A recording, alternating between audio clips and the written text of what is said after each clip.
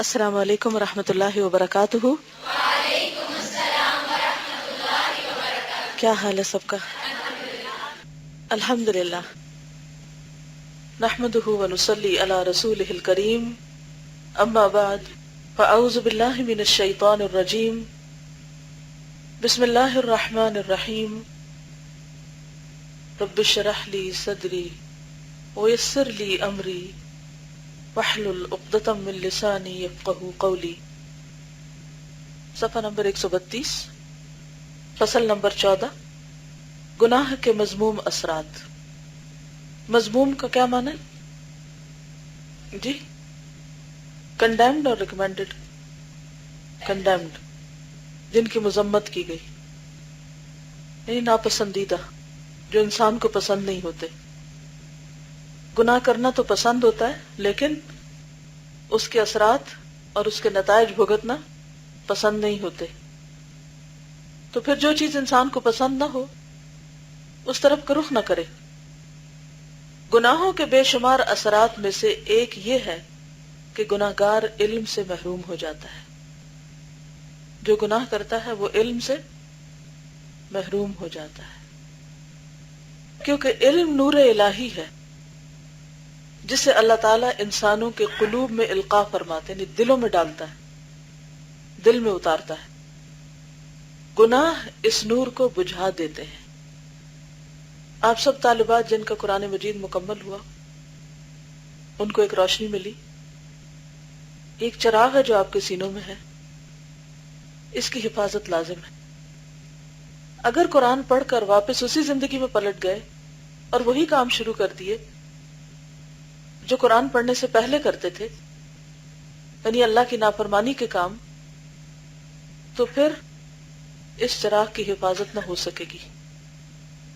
یہ چراغ آہستہ آہستہ واپس بجھ جائے گا، کیونکہ چراغ کا تیل قرآن مجید ہے، علم ہے، اور گناہ وہ تیز آندھی ہیں جو اس چراغ کو بجھا دیتے ہیں۔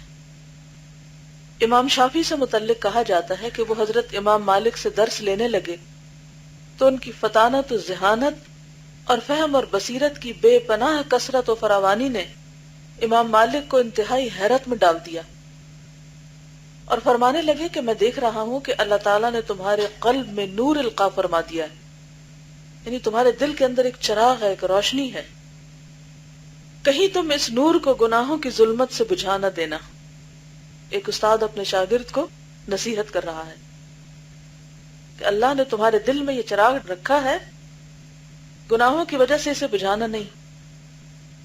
ایک موقع پر حضرت امام شافعی نے یہ شعر کہے: شکوت الی وکیع سوء حفظی فارشدنی الی ترک المعاصی وقال اعلم بان العلم فضل وفضل اللہ لا یؤتاہ العاصی۔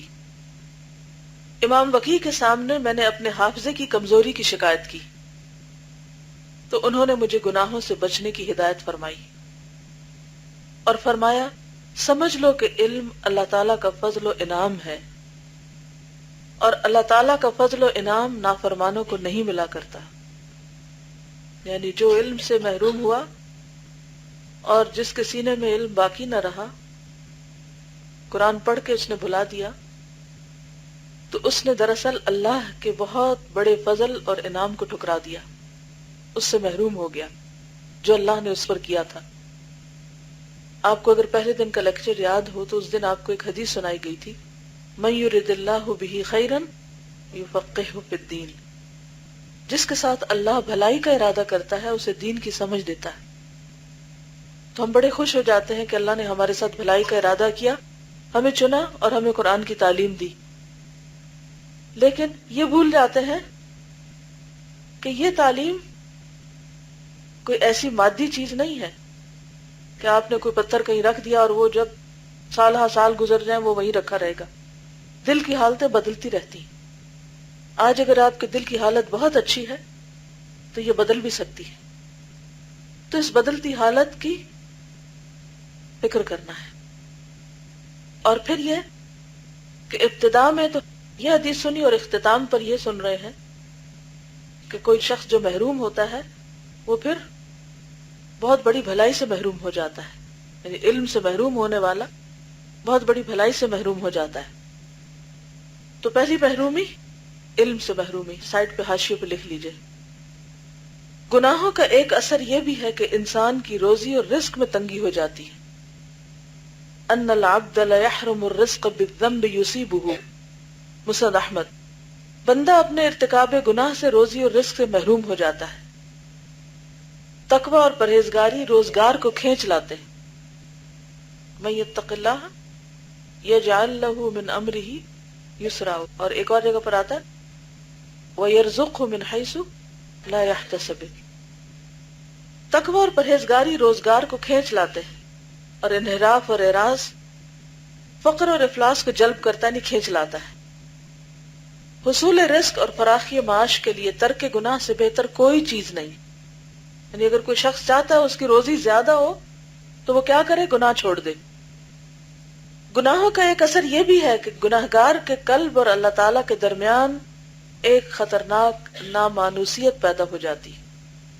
یعنی انسان کو قرآن پڑھ کر جو اللہ تعالیٰ کی پہچان ہوتی ہے، جو محبت ہوتی ہے اور دل کے قریب ہوتا ہے رب، گناہوں کی وجہ سے انسان اللہ سے دور ہو جاتا ہے، اور اللہ کا نام، اللہ کی بات، اللہ کا کلام وہ ایک اجنبی سی چیز بن جاتے ہیں. اور یہ نامانوسیت اس قدر خطرناک ہوتی ہے کہ دنیا و مافیہ کی ساری لذتیں بھی گناہگار کو میسر آ جائیں تو وہ بے کیف ہی رہتا ہے. وہ خوشی نصیب نہیں ہوتی جو اللہ کی پہچان میں ہوتی ہے. کوئی لذت اور سرور اسے مسرور نہیں کر سکتی. لیکن یہ حقیقت اللہ کا وہی بندہ سمجھ سکتا ہے جس کا دل زندہ ہو اور جس کا قلب بیدار ہو. مردے کو تو کوئی سا بھی زخم لگایا جائے اسے تکلیف نہیں پہنچتی. بس اگر اس وحشت سے بچنے اور وحشت کے گڑھے سے محفوظ رہنے کے لیے گناہوں کا ترک کرنا ہی مفید ہے تو صاحب عقل و بصیرت گناہوں سے بچنے کے لیے صرف یہی ایک سبب کافی و وافی سمجھ لے. کس کو کافی سمجھ لے؟ دل کی وحشت دور کرنے کے لیے، ڈپریشن دور کرنے کے لیے، اداسی دور کرنے کے لیے کیا کرے؟ گناہ ترک کر دے، اور اتنے اچھے کام کرے اور اتنے زیادہ کرے کہ دل آباد ہو جائے اور دل کے اندر ہر وقت ایک ٹھنڈک اور خوشی محسوس ہو، چاہے باہر کے حالات اور موسم کیسا بھی ہو. انسان سب سے زیادہ اپنے آپ کو پہچانتا ہے، اور خود کو پہچاننے کے لیے سب سے بہترین آلہ اللہ نے دل رکھا ہے. اس کی کیفیت کو جانچتے رہے کہ وہ کس حال میں ہے. جب بھی دل پر کوئی پریشانی، غم، فکر، ہم، اداسی ایسی کیفیت طاری ہونے لگے تو سمجھ لے کہ کوئی گناہ سرزد ہوا ہے، کہیں کچھ گڑبڑ کی، اور فوراً استغفار شروع کر دے.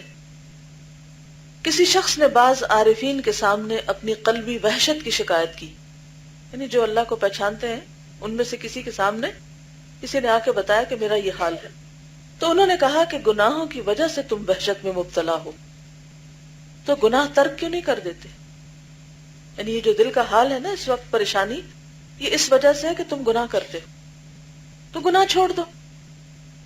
گناہ ترک کر دو گے تو اللہ تعالیٰ سے تمہیں انس پیدا ہو جائے گا اور تمہیں سکون اور اطمینان حاصل ہوگا.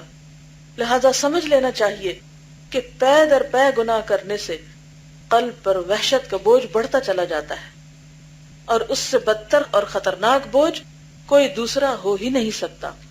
واللہ المستعان، اللہ ہی مدد کرے. گناہوں کا ایک اثر یہ بھی ہے کہ گناہگار کو لوگوں سے وحشت ہو جاتی ہے، لوگوں سے بھی ڈر لگنے لگتا ہے. ارباب خیر و صلاح سے خصوصاً، یعنی عام لوگوں سے بھی ایک گھبراہٹ ہوتی ہے، لیکن خاص طور پر نیک لوگوں سے کچھ ایسی نفرت ہو جاتی ہے کہ وہ ان سے دور بھاگتا ہے. یعنی ایسا انسان پھر نیک لوگوں سے آنکھیں نہیں ملاتا، ان کی مجلس میں نہیں بیٹھنا چاہتا. اور جس قدر یہ وحشت ترقی کرتی جاتی ہے اسی قدر وہ ایسے لوگوں سے دور بھاگتا رہتا ہے، ان کے ساتھ اٹھنے بیٹھنے سے گریز کرتا ہے، جس کے نتیجے میں وہ ایسے لوگوں سے استفادہ کرنے سے ہی محروم ہو جاتا ہے. یعنی فائدہ نہیں اٹھا سکتا پھر نیک لوگوں کی صحبت سے، کیونکہ نیک لوگ اسے اچھے نہیں لگتے. اسی طرح وہ جس قدر رحمانی گروہ سے دور ہوتا ہے شیطانی گروہ سے قریب تر ہو جاتا ہے، کیونکہ انسان کو کمپنی تو چاہیے. اگر اچھے دوست نہیں ہوں گے تو پھر کن کی دوستی ملے گی؟ برے لوگوں کی. اس کی وحشت شدہ اس قدر ترقی کر جاتی، یعنی تھوڑی تھوڑی کر کے اس قدر ترقی کر جاتی ہے کہ اسے اپنی بیوی، بچوں، اقرباء، اعزاء، بلکہ اپنی جان تک سے وحشت و نفرت ہونے لگتی. چنانچہ سلف صالحین میں سے بعض کا قول ہے کہ جب کبھی اللہ تعالیٰ کی نافرمانی ہو جائے تو اس کا اثر اپنی سواری کے جانور اور اپنی بیوی کے برتاؤ سے محسوس کر لو. گاڑی میں خرابی آنے لگے اور کوئی بھی ماتحت اگر اس کی طرف سے بد اخلاقی کا مظاہرہ ہونے لگے، بچے نافرمانی کرنے لگے، تو سمجھو کیا کوئی گناہ ہوا ہے. لیکن عام طور پر ہم اپنے گناہ اور اپنی غلطی کو ماننے کی بجائے کیا کرتے ہیں؟ دوسروں کو بلیم کرتے ہیں. دیکھیے اس وقت علم کی مجلس ہو رہی ہے اور پیچھے کچھ لوگ اور کام کر رہے ہیں، یہ بھی ایک گناہ ہے. کیا اس وقت اس بات کو سننے اور سمجھنے سے بڑھ کر بھی کوئی کام ہو سکتا ہے؟ یا میری آواز نہیں جا رہی صحن میں؟ کیا امر بالمعروف اور نہی عن المنکر کا تقاضا یہ نہیں کہ اس کے پاس بیٹھا شخص اگر بات کرے تو اسے چپ کرایا جائے؟ باہر والے لوگ یا تو بیٹھ جائیں یا یہاں سے چلے جائیں، کیونکہ اس میں علم کی توہین ہے کہ علم کی مجلس میں ہو کر بھی ہم بے فیض رہیں اور ہمارے پلے کچھ نہ پڑے، جیسے خالی دامن آئے خالی دامن چلے جائیں. اس سے بڑی بھی کوئی محرومی ہو سکتی ہے کہ ہم اپنا وقت بھی لگائیں، تکلیف بھی اٹھائیں اور کچھ بھی نہ پائیں اور کچھ بھی یاد نہ رہے ہمیں. گناہوں کا ایک اثر یہ بھی ہے کہ گناہگار کے معاملات میں طرح طرح کی مشکلات اور دشواریاں پیدا ہو جاتی ہیں، کام مشکل ہو جاتے، آسان سے آسان کام بھی بہت بوجھ اور بہت بڑی مشقت نظر آتا ہے. جس کام کا وہ عزم اور ارادہ کرتا ہے اس کا دروازہ بند نظر آتا ہے یا وہ اسے سخت دشوار پاتا ہے. اس کے برخلاف جو آدمی اللہ تعالیٰ سے ڈرتا ہے اس کے تمام کام آسان ہو جاتے ہیں. بس جو شخص تقوی اور پرہیزگاری کو چھوڑ دیتا ہے اس کے سارے کام مشکل اور دشوار ہو جاتے ہیں. سوچیے کوئی کام مشکل تو نہیں ہوا وہ. اور یہ جو بات انہوں نے کہی ہے نا کہ اپنے پاس سے نہیں بنا کے کہی، سورۃ الطلاق میں آتا ہے وَمَن يَتَّقِ اللَّهَ يَجْعَل لَّهُ مَخْرَجًا، جو اللہ سے ڈرتا ہے اللہ اس کے لیے ہر کام کے لیے ایک مخرج بنا دیتا ہے، نکلنے کا راستہ. ایک انسان کہیں سے کب نکلتا ہے؟ جب اس کے لیے دروازہ کھلتا ہے. بند دروازے سے تو کوئی نہیں نکل سکتا. تو مخرج کہتے ہیں عربی میں ایگزٹ کو، کہ اللہ تعالیٰ اس کے لیے ایگزٹ بنا دیتا ہے، یعنی راہیں کھول دیتا ہے، مواقع عطا کرتا ہے، اپرچونٹیز مل جاتی ہیں اس کو. اور یہ کس کے نتیجے میں؟ تقوی کے نتیجے میں، اللہ سے ڈرنے کے نتیجے میں، گناہوں کو چھوڑنے کے نتیجے میں. وَيَرْزُقْهُ مِنْ حَيْثُ لَا يَحْتَسِبُ، اور اس کو وہاں سے رزق دیتا ہے جہاں سے اس کا گمان بھی نہیں ہوتا، جس دروازے سے اس کا خیال بھی نہیں ہوتا وہاں سے اللہ نعمتیں عطا کرتا ہے. وَمَن يَتَوَكَّلْ عَلَى اللَّهِ فَهُوَ حَسْبُهُ إِنَّ اللَّهَ بَالِغُ أَمْرِهِ قَدْ جَعَلَ اللَّهُ لِكُلِّ شَيْءٍ قَدْرًا، جو اللہ پہ توکل کرتا ہے اللہ اس کو کافی ہو جاتا ہے. اللہ اپنا کام کر کے رہتا ہے، اللہ نے ہر چیز کا ایک وقت مقرر کر رکھا ہے، ہر چیز کا ایک اندازہ کر رکھا ہے. پھر آیت 4 میں آتا ہے وَمَن يَتَّقِ اللَّهَ يَجْعَل لَّهُ مِنْ أَمْرِهِ يُسْرًا، جو اللہ سے ڈرتا ہے اللہ اس کے لیے کاموں میں آسانی پیدا کر دیتا ہے. پھر آیت 5 میں فرمایا وَمَن يَتَّقِ اللَّهَ يُكَفِّرْ عَنْهُ سَيِّئَاتِهِ وَيُعْظِمْ لَهُ أَجْرًا، جو اللہ سے ڈرتا ہے اللہ اس کی برائیاں، اس کے گناہ اس سے دور کر دیتا ہے اور اس کو بہت بڑا اجر عطا کرتا ہے. تو جو شخص سمجھے کہ اس کے لیے کوئی بھی مشکل ہے، مثلا کیا مشکلات ہیں ہماری، کوئی ہے مشکل زندگی میں؟ جی امن ختم ہے، اور گھروں میں سکون نہیں، اور جی بچوں کی نافرمانی. دیکھیے یہاں پر خاص طور پر دروازے بند ہونے کی بات ہو رہی ہے، کام مشکل ہونے کی. یعنی آپ کوئی بھی مشکل اپنی سوچ لیجئے اور پھر اپنے آپ پر نظر ڈالیے، ہم سب سمیت میرے، کیونکہ ہر شخص کی زندگی میں کوئی نہ کوئی مشکل ہوتی ہے، کوئی نہ کوئی رستہ بند ہوتا ہے، کوئی نہ کوئی اس کو پریشانی لاحق ہوتی ہے. تو اس کا حل کیا ہے؟ لوگوں کو بلیم کرنا، یہ ذمہ داری لوگوں پر ڈالنا؟ اپنے آپ پہ ڈالیں اور اس گناہ کے بارے میں سوچیں کہ کون سا گناہ ہے کہ جس کی وجہ سے مشکل ہو رہی، اور اللہ تعالیٰ آپ کو سجھا دے گا اور آپ کے دروازے کھل جائیں گے. کبھی نیکی کے کام میں اجازت کا مسئلہ ہوا کہ گھر سے نکلنے کی اجازت نہیں، نیا کورس کرنے کی اجازت نہیں، دروازہ بند ہے، کیسے کھلے گا؟ جاب نہیں مل رہی، رزق کا دروازہ بند ہے، کاروبار نہیں، بچوں کی شادی نہیں ہو رہی، بچے نہیں، کتنے دروازے بند ہیں. تو اس وقت ہم اوروں کو بلیم کرتے رہتے ہیں، اس کا قصور ہے، اس کا قصور ہے. ٹھیک ہے وہ رکاوٹیں بیرونی ہیں، لیکن ان کو دور کون کرے گا؟ اللہ کرے گا. تو کس چیز کی ضرورت ہے؟ اللہ کی طرف رجوع کرنے کی. بس جو شخص تقوی اور پرہیزگاری کو چھوڑ دیتا ہے اس کے سارے کام مشکل اور دشوار ہو جاتے ہیں. گناہوں کا ایک اثر یہ ہے کہ نافرمان آدمی اپنے قلب میں ایک خطرناک ظلمت و تاریکی اس طرح محسوس کرتا ہے جیسے آدمی تاریک رات کی ظلمت اور تاریکی اپنی آنکھوں سے دیکھتا ہے. یعنی جیسے رات اندھیری ہوتی ہے نا، ایسے اس کا دل اندھیرا ہوتا ہے. حقیقت یہ ہے کہ طاعت و عبادت ایک نور ہے اور معصیت یعنی نافرمانی ایک تاریکی. معصیت جب بڑھ جاتی ہے یعنی گناہ زیادہ ہو جاتے ہیں تو گناہگار کی حیرانی اور پریشانی بھی بڑھ جاتی ہے. رفتہ رفتہ وہ شخص ہمہ قسم کی بدعات اور گمراہیوں میں مبتلا ہو جاتا ہے. مہلک اور خطرناک امور میں پھنس کر اس کی جان وبال میں پڑ جاتی ہے، اور پھر طرفہ تماشا یہ کہ اسے اپنی اس حالت کا شعور اور احساس تک نہیں رہتا. اس کی حالت ایک ایسے اندھے کسی ہو جاتی ہے جو اندھیری رات میں نکل کھڑا ہو اور اندھیرے میں ٹامک ٹوئیاں مارتا پھرے اور اسے سمجھ نہ آئے کہ اسے کرنا کیا ہے. اور پھر یہ ظلمت و تاریکی رفتہ رفتہ اس قدر بھاری ہو جاتی ہے کہ آنکھوں سے ظاہر ہونے لگتی ہے اور پھر شدہ شدہ اس کے منہ اور چہرے پر بھی چھا جاتی ہے. یہ سیاہی ایسی نمودار ہوتی ہے کہ ہر شخص اسے دیکھتا اور محسوس کرتا ہے، یعنی دوسروں کو بھی نظر آنے لگتا ہے وہ کالا چہرہ، چاہے رنگ کتنا بھی سفید ہو.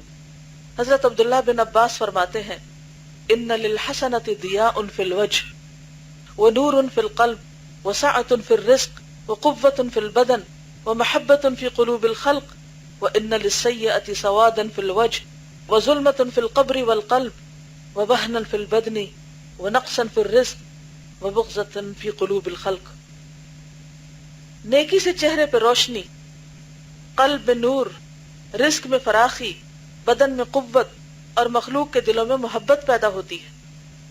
گناہ سے چہرے پہ سیاہی آ جاتی ہے، قبر اور دل میں ظلمت اور تاریکی پیدا ہو جاتی ہے، اور جسم میں کمزوری، روزی میں تنگی ہو جاتی ہے، اور مخلوق کے دلوں میں بغض اور نفرت پیدا ہو جاتی ہے.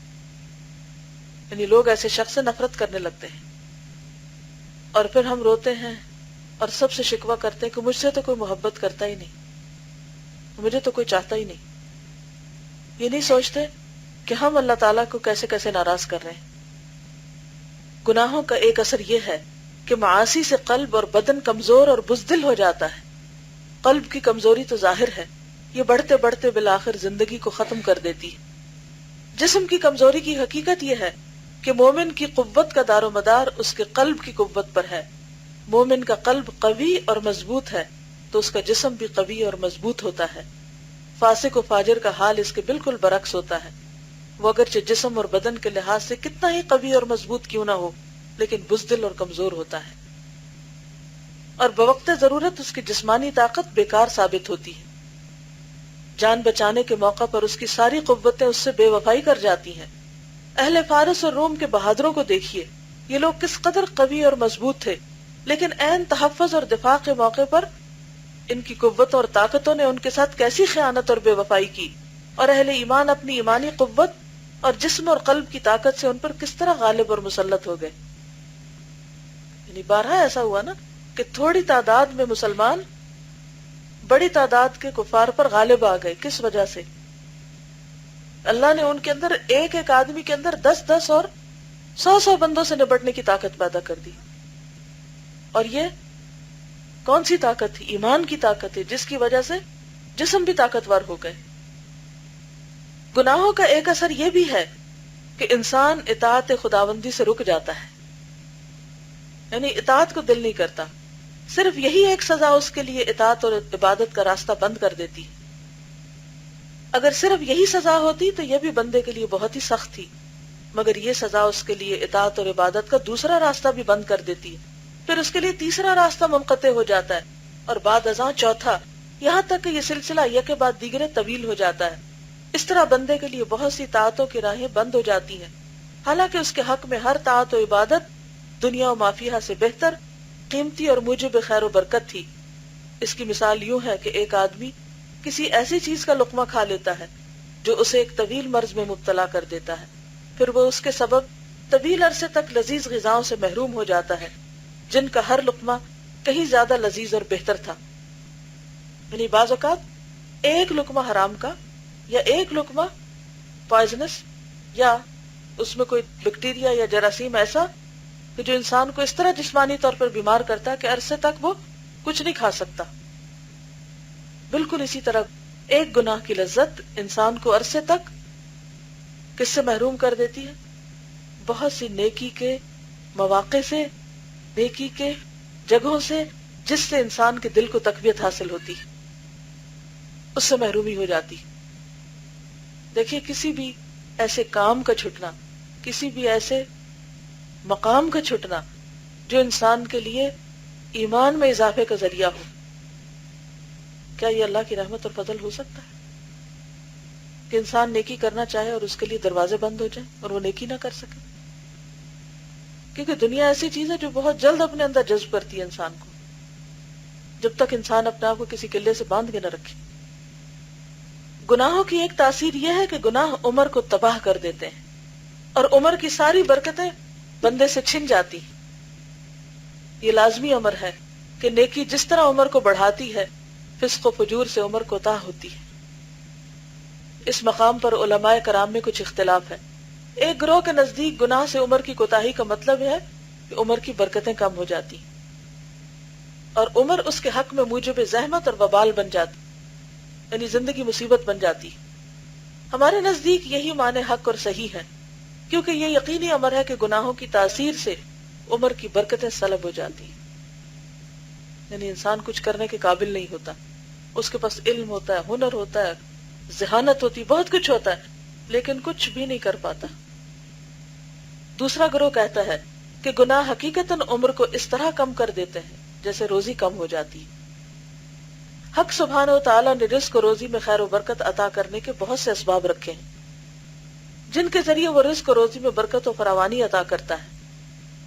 اسی طرح اس نے عمر میں برکت عطا کرنے کے لیے بھی بہت سے اسباب رکھے ہیں، یعنی جس طرح رزق بڑھنے کے سبب ہوتے ہیں، اسی طرح عمر بڑھنے کے بھی اسباب ہیں، جیسے صلہ رحمی۔ ان علماء کا یہ کہنا ہے کہ ان کے اس مسلک پر ان اسباب سے عمر بڑھتی اور گھٹتی ہے، کوئی اعتراض اور استحالہ لازم نہیں آتا، یعنی کوئی رکاوٹ نہیں اس میں، کیونکہ روزی، عمر، اجل، سعادت، شقاوت، صحت و مرض، غنا و فقر وغیرہ تمام امور قضاء الہی سے وابستہ ہیں، باوجود اس کے کہ حق سبحانہ و تعالی ان اسباب کے ذریعے جو اپنے مسببات کے مقتضی ہیں اپنی مشیت و ارادہ ہی سے فیصلہ اور حکم فرماتا ہے۔ اسی پر عمر کے مسئلے کو بھی قیاس کر لیجئے۔ تیسری گروہ کی رائے میں عمر کم ہونے کے معنی یہ ہے کہ گناہوں کی وجہ سے حقیقی عمر فوت ہو جاتی ہے، یعنی جتنی دیر انسان گناہ کرتا ہے گویا وہ وقت اس کی عمر میں سے مائنس ہوتا چلا جا رہا ہے، کیونکہ اس کو چاہیے تھا کہ وہ اپنی آخرت کے لیے اس وقت میں کچھ کما لیتا، تو اس نے وہ وقت اپنی آخرت کی بربادی میں استعمال کیا، گویا اس کی عمر وہ فوت ہو گئی۔ ایک تو فوت ہونا نا جو ہمیشہ کے لیے فوت ہونا، اور ایک ہے عمر کا فوت ہونا، عمر کے مختلف حصوں کا کم ہوتے چلے جانا، کیونکہ اس کو یا تو انسان نے استعمال نہیں کیا اور یا غلط کاموں میں استعمال کیا۔ انسان کی اصل عمر کیا ہے؟ جو مفید ہے، پروڈکٹیو ہے، جس میں وہ کچھ کرتا ہے اپنے اور دوسرے بندوں کے فائدے کے لیے، کیونکہ حقیقی اور اصلی زندگی یہ ہے کہ انسان کا قلب زندہ ہو۔ چنانچہ اسی معنی کی روح سے اللہ تعالیٰ نے کافر کو مردہ کہا ہے، جیسا کہ ارشاد ہے اموات غیر احیاء، کافر مردہ ہیں جن میں جان نہیں۔ بس حقیقی زندگی قلب کی زندگی ہے، اور انسان کی عمر اس کی اسی زندگی کے زمانے کا نام ہے جس میں انسان کا دل زندہ ہو۔ انسان کی عمر اس کے وہی اوقات زندگی ہیں جو اللہ تعالیٰ کے ساتھ گزرے۔ اس کو انڈر لائن کریے، انسان کی عمر اس کے وہی اوقات زندگی ہیں جو اللہ تعالیٰ کے ساتھ گزرے، اور یہی اوقات اس کی عمر کی حقیقی ساعتیں ہیں۔ ظاہر ہے کہ تقوی اور پرہیزگاری، اطاعت اور عبادت ان اوقات میں اضافہ اور خیر و برکت پیدا کرتی ہے۔ یہ انسان کی حقیقی عمر ہے جس کے بغیر عمر کی کوئی حقیقت نہیں، ورنہ بیکار زندگی کوئی زندگی ہے؟ اس زندگی کو کیا کہیں گے جس میں کوئی خیر و بھلائی نہ ہو، کوئی اچھے کام نہ ہو؟ حاصل کلام یہ ہے کہ بندہ جب اللہ تعالیٰ کی جناب سے گریز کرتے ہوئے معاصی کا ارتکاب کرتا ہے تو اس کی وہ حقیقی زندگی فنا ہو جاتی ہے، جس کے فنا ہو جانے کا افسوس اسے اس دن ہوگا جس دن اس کی زبان سے بے ساختہ نکلنے لگے گا یا لیتنی قدمت لحیاتی، یا لیتنی قدمت لحیاتی، کاش کہ میں اپنی آخرت کی اس زندگی کے لیے پہلے سے کچھ حاصل کر چکا ہوتا۔ یہاں یہ سمجھ لینا چاہیے کہ بندے کی کئی حالتیں ہیں، وہ اپنی دنیاوی اور اخروی مسالے سے بے خبر ہے یا باخبر۔ یعنی ایک حالت کیا ہے کہ انسان کو اپنی دنیا اور آخرت کے فائدوں کا پتہ ہے یا پھر نہیں پتا۔ ان مسالے سے اگر بالکل بے خبر ہے تو ساری عمر رائے گاں گئی۔ یعنی اگر انسان کو نہیں پتا کہ دنیا اور آخرت کے فائدے کیسے حاصل کرے، اپرچونٹی سے کیسے فائدہ اٹھائے، گویا اسے سب کچھ ضائع کر دیا جو اس کے سامنے آیا تھا، اور بے خبر نہیں تو پھر بھی معاصی میں گرفتار ہے، کیونکہ راہ کے عوائق ہیں، رکاوٹیں اور مشکلات کی وجہ سے اصل راہ اس کے لیے طویل ہو گئی، اور خیر و صلاح کے اسباب اس کے لیے اسی قدر دشوار ہو گئے جس قدر خیر و صلاح کی ازداد اور مخالف امور میں اس کی مشغولیت رہی۔ بندے کی یہ حالت بھی اس کی حقیقی عمر کا بڑا نقصان ہے۔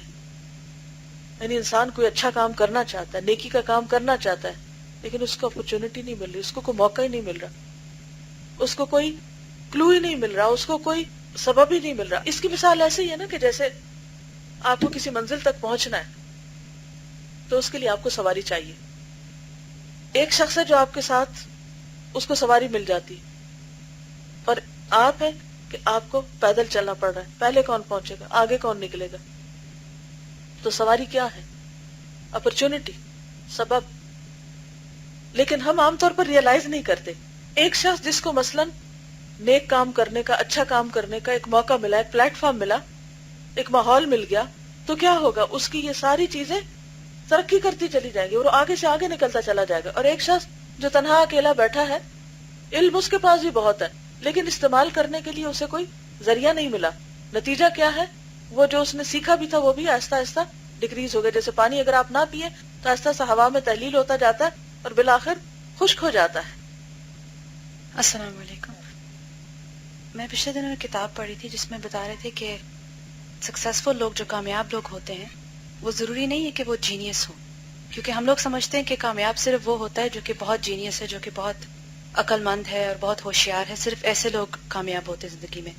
انہوں نے کہا کہ انہوں نے کافی ریسرچ کی تھی مختلف لوگوں کے بارے میں جو کہ سکسیسفل ہیں، جو کہ کامیاب ہوئے اپنی زندگی میں، تو انہوں نے دیکھا کہ ان سب کے بارے میں یہی تھا کہ ان کو جو اپرچونٹی ملی زندگی میں، جو مواقع ملے، انہوں نے ان سے فائدہ اٹھایا، اور جن لوگوں نے ان مواقع سے فائدہ نہیں اٹھایا وہ پیچھے رہ گئے۔ تو کامیابی زندگی میں اسی سے ہوتی ہے کہ جو اپرچونٹی ملے انسان کو وہ اس سے فائدہ اٹھائے۔ اور ایک اور لیکچر میں سن رہی تھی جس کے اندر توفیق کے بارے میں بتا رہے تھے۔ آپ سب لوگوں نے وہ گیم کھیلی ہوگی جو کہ سنیکس اینڈ لیڈرز والی ہوتی ہے۔ تو بتا رہے تھے کہ زندگی ایسے کہ جو آپ یہ گیم کھیل رہے ہیں، آپ کوئی نیکی کرتے ہیں تو آپ کو لیڈر مل جاتی ہے کہ آپ اوپر پہنچ جاتے ہیں، آپ کوئی گناہ کرتے ہیں آپ کو سنیک مل جاتا ہے جس سے آپ نیچے آ جاتے ہیں۔ تو نیکی انسان کو توفیق دیتی ہے اور گناہ انسان کو پیچھے کرتا ہے، اور انہی مواقع سے فائدہ اٹھا کر انسان پھر کامیاب ہوتا ہے۔ آج جن بچوں کا قرآن پاک ختم ہوا ہے وہ سوچیں کہ ان کے سامنے کیا مواقع ہیں نیکی میں آگے جانے کے، وہ کیا کیا کر سکتے ہیں۔ اگر آپ نے آج سے ہی کچھ کام شروع نہیں کیا نا، یا کوئی پلاننگ نہیں کی، تو سمجھے کہ واپسی کا سفر شروع ہو گیا۔ بلیو می، وہ چوٹی تک جا کے نیچے اترنے کا سفر شروع ہو گیا۔ اگر انسان مصالح کو سمجھتا ہو، خیر و بھلائی کس طرح آگے پنپتی ہے، اس کو سمجھتا اور اس کو اختیار کر لے، چاہے مشکل ہی کیوں نہ ہو، تو آہستہ آہستہ مشکلیں بھی آسان ہوتی اور مزید راہیں اور اپرچونٹیز بنتی جاتی۔ مثلا جب آپ کوئی بھی سفر شروع کرتے ہیں، چونکہ ہمیں فوراً نتائج نظر نہیں آتے نا، کچھ کام ایسے ہوتے ہیں ہم کرتے تو فوراً نتیجہ نظر آتا ہے، ہم بھی خوش ہو جاتے ہیں، لوگ بھی خوش ہو جاتے ہیں، واہ واہ کیا کام کیا۔ کچھ کام ایسے ہوتے ہیں کہ جن کو انسان لمبے عرصے تک کرتا ہے، نتیجہ جلدی نہیں نظر آتا، سمجھ نہیں آتا، اور جب کر رہا ہوتا ہے تو اس کو سمجھتا ہے کہ پتہ نہیں میں کیا کر رہا ہوں۔ یہ بالکل ایسے جیسے آپ ایک سڑک پر گاڑی لے کر جا رہے ہو تو کیا ہوتا ہے، بے شک وہ کتنی بھی اسٹریٹ لائن ہو، کیا آپ کو اینڈ نظر آ رہا ہوتا ہے اس وقت؟ کیا چیز آپ کو چلاتی رہتی ہے؟ یہ یقین کہ یہی رستہ سیدھا ہے اور منزل بھی اسی رستے کے اختتام پر ہے۔ تو جب آپ خیر و بھلائی کا کوئی کام کرے تو اس میں استقامت اختیار کرے، یقین کرے کہ میری نیکی اور خیر اور بھلائی کی ترقی اس راستے سے ہے، اور مجھے اس میں چلتے رہنا، رکاوٹیں بھی آئیں گی، پریشانی اور مایوسی بھی ہوگی، لیکن جمے رہنا اور چلتے رہنا حتیٰ کہ منزل تک پہنچ جائے۔ اور خیر و صلاح کے اسباب اس کے لیے اسی قدر دشوار ہو گئے جس قدر خیر و صلاح کی ازداد اور مخالف امور میں اس کی مشغولیت رہی۔ بندے کی یہ حالت بھی اس کی حقیقی عمر کا بڑا نقصان ہے۔ مسئلے کا حقیقی راز یہ ہے کہ انسان کی عمر حقیقتاً اس کی زندگی کی مدت کا نام ہے۔ انسان کی زندگی یہی ہے کہ وہ اپنے پروردگار کی طرف رجوع کرے، اس کی محبت اور ذکر سے لذت اندوز ہو، اور اس کی رضامندی اور رضائے جوئی کو سب سے مقدم سمجھے۔ تو فرسٹ پرائرٹی ہماری کیا ہونی چاہیے لائف میں؟ اللہ کی رضا، اور وہ کام جس سے اللہ کی رضا حاصل ہو۔ اور اللہ کی رضا حاصل کرنے کے لیے نیکی کے بہت سے کام ہمیں بتائے گئے، صرف کوئی ایک ہی کام نہیں ہوتا، لیکن شرط یہ ہے کہ آپ اس کو کرنے والے ہوں۔ سبحانک اللہم و بحمدک، نشہد ان لا الہ الا انت، نستغفرک و نتوب الیک۔ السلام علیکم ورحمۃ اللہ وبرکاتہ۔